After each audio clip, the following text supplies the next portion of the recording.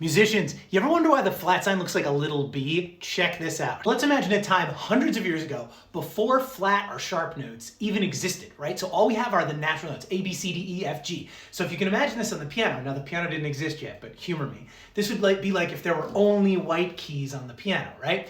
So let's say that I'm singing a chant line. Chant was very common back then. And it goes something like this.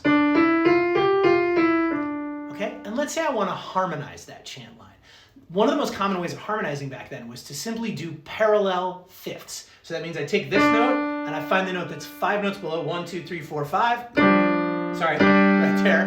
And we've got then parallel fifths, so I just follow the two lines going parallel to each other and I get this. Now, do you notice one of those intervals sounds a little crunchy, right? Watch this. Cool, cool. Ooh, that's what's known as a tritone.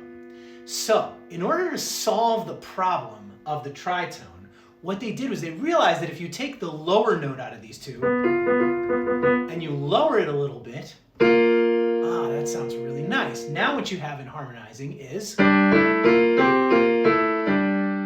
sounds great, right?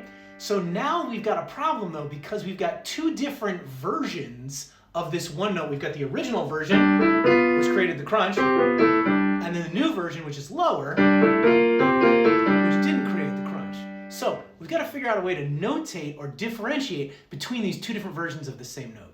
So the note that they altered was the B note. And to solve the problem of differentiating between two different Bs, what they did was they said, okay, we're going to draw what we call the higher B. We're going to call that the hard B. And it was drawn like that. And the lower version of the B, we're going to call that a soft B. And it was drawn like that.